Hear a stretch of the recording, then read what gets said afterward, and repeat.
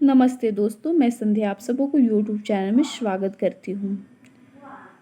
तो आज मैं कमायनी से संबंधित जितने भी महत्वपूर्ण तथ्य हैं मैं आज लेके आई हूँ और मैं जितना भी बतला रही हूँ तो सबसे पहले आप कॉपी पेन लेके बैठिए और मैं जो भी बोलूँगी उसको आप अच्छे से नोट कर लीजिएगा। तो सबसे पहले आपको कमायनी से संबंधित सबसे पहले रचनाकार तो आपको याद करना है और प्रकाशन वर्ष। और अगर अभी तक मेरे चैनल को सब्सक्राइब नहीं किए हैं तो मेरे चैनल को सब्सक्राइब कर लीजिए। तो इसका रचनाकार है वे जयशंकर प्रसाद, प्रकाशन वर्ष 1935 ईस्वी में। और कथानक का आधार है तो मुख्य रूप से शतपथ ब्राह्मण ग्रंथ हैं और अन्य आधार है वे ऋग्वेद, छंदोग्य, उपनिषद और मत्स्य पुराण है। तो आपको इसको अच्छे से याद करना है। कथानक कोई भी आप टॉपिक पढ़ रहे हैं तो उसका कथानक का आधार आपको पढ़ना है, किससे संबंधित लिया गया है। किसी भी टॉपिक को पढ़ रहे हैं तो आपको ये तथ्य को याद करना है, रचनाकार, प्रकाशन वर्ष, क्योंकि कभी कभी सरल प्रश्न भी आ जाती हैं। अगर आप अच्छे से पढ़े रहिएगा तो आपको कोई परेशानी नहीं होगी। और अन्य आधार है ऋग्वेद, छंदों, उपनिषद और मत्स्य पुराण है। दर्शन को भी आपको अच्छे से याद करना है, रटना है। तो मैं इसका जो PDF सेंड की हूँ तो आप सबसे पहले कॉपी में लिख लीजिएगा, क्योंकि इससे संबंधित आपको एक तो प्रश्न अवश्य देखने को मिलेगा। तो इसका दर्शन है प्रतिभिज्ञावाद दर्शन है और शैव दर्शन है। और इसका क्या आशय है तो प्रकृति की आदि शक्ति महाचिति है। यह प्रकृति में संतुलन स्थापित रखती हैं।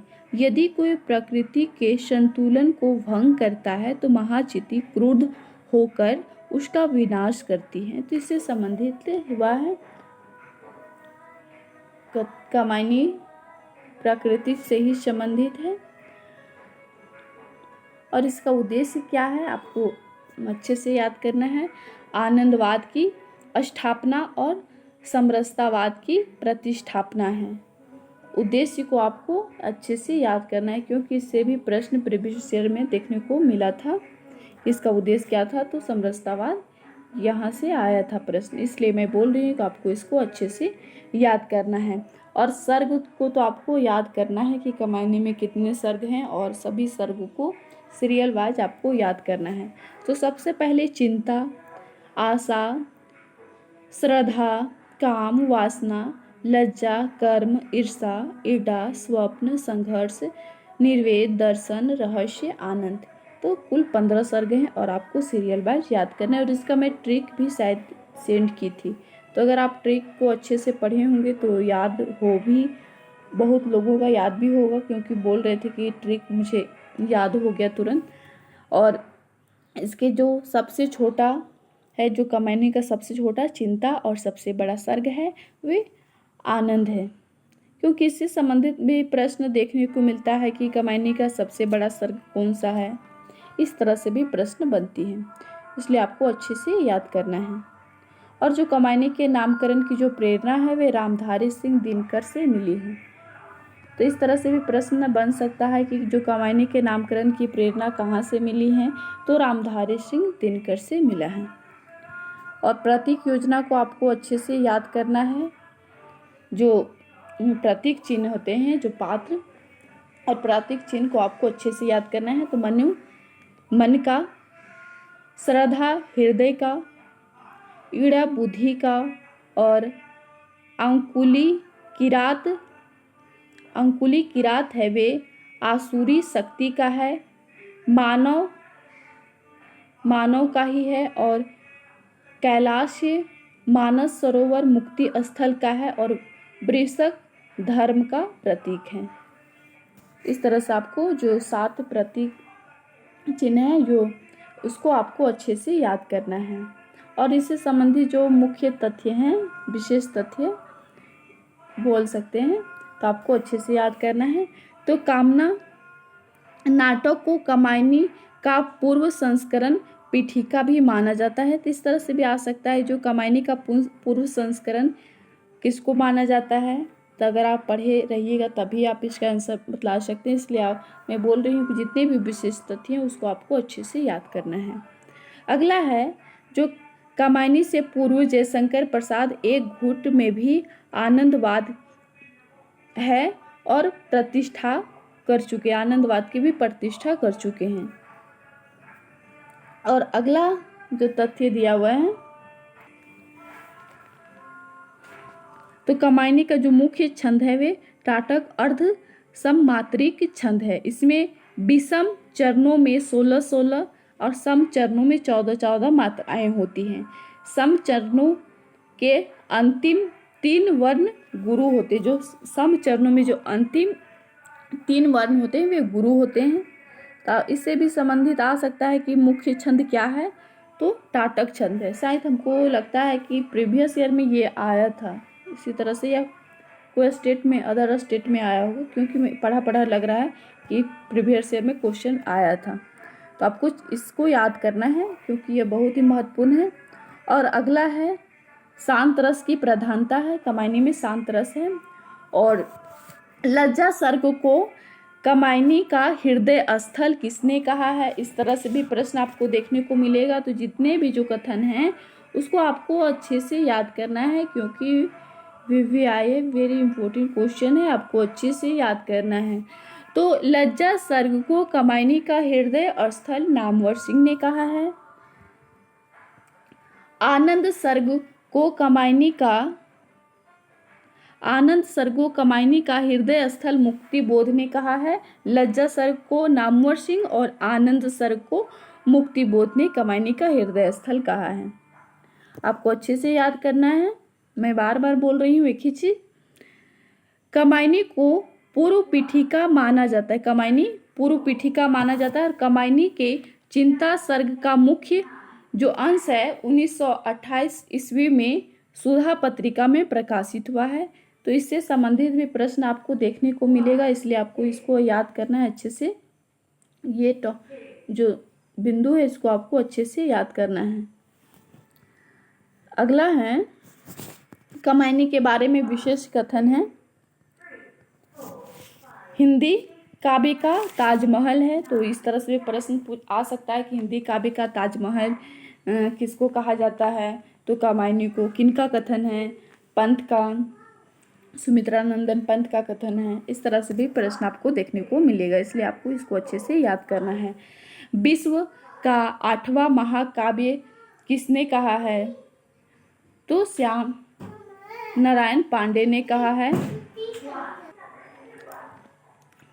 अगला है, दोष सहित कमायनी के संदर्भ में किनका कथन है।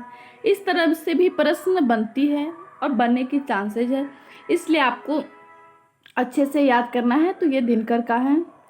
और समासोक्ति विभाजन को लक्षित करने की रचना, कौन सा रचना है, तो कमायनी। किनका कथन है, डॉक्टर नगेंद्र का। इस तरह से भी प्रश्न बनते हैं। तो मैं जितने भी ये दी हूँ इसका PDF आपको अच्छे से याद करना है। और उसके बाद है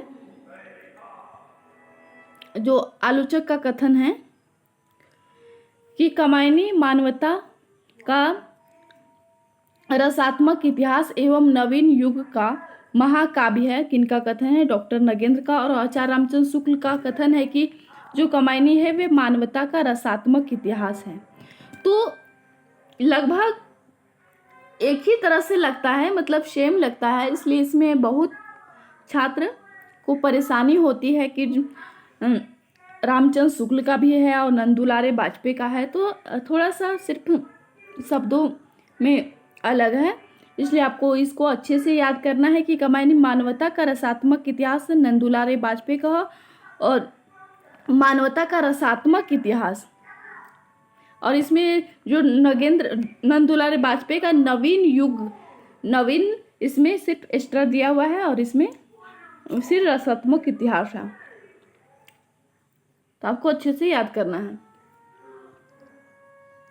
उसके बाद है रामधारी सिंह दिनकर का कथन है ये भी बहुत ही महत्वपूर्ण है कि मैं कमायनी को आधी या इसे थोड़ा अधिक ही कविता मानता हूँ। यह छायावाद के ऊपर लगाए गए पलायनवाद का उत्तर है। तो ये दिनकर का कथन है। इससे संबंधित भी आपको अवश्य प्रश्न देखने को मिलेगी, इसलिए आप इसको अच्छे से देखिएगा। और अगला है,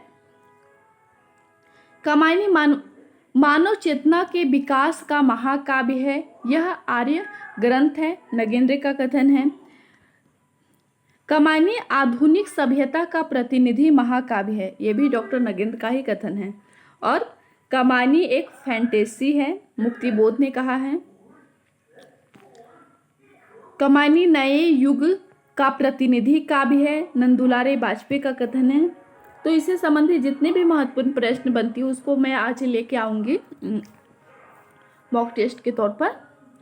और कमायनी छायावाद को उपनिषद है, ये बहुत ही महत्वपूर्ण है। कमायनी एवं छायावाद को उपनिषद किसने कहा है? तो शांतिप्रिय द्विवेदी का कथन है। और साथ ही साथ ये इसको भी आपको अच्छे से याद करना है कि कमायनी नए युग का प्रतिनिधि काव्य किनका कथन है? तो नंदुलारे वाजपेयी का। अगला है, कमायनी नारी की गरिमा का महाकाव्य है। जो कमायनी है नारी की महिमा का महाकाव्य है, दिनकर का कथन है। तो इस तरह से आपको अच्छे से पढ़ना है। ये जो PDF में दी हूँ, आपको जो मोस्ट इम्पोर्टेंट लगा हुआ है उसको आप खास कर अच्छे से याद कीजिएगा। कुल 15 कथन है, तो आपको अच्छे से याद कर लीजिएगा क्योंकि ये बहुत ही महत्वपूर्ण है। और आज मैं मॉक टेस्ट लेके आऊँगी। और जो इस PDF को आपको नोट करना है, नोट करके कॉपी में लिख लीजिएगा। उसके बाद आप अच्छे से याद कीजिएगा। आपको इससे संबंधित अवश्य प्रश्न देखने को मिलेगा। तो अभी तक मेरे चैनल को लाइक नहीं किए तो सबसे पहले लाइक कर लीजिए। और आज के लिए इतना ही। बहुत बहुत धन्यवाद।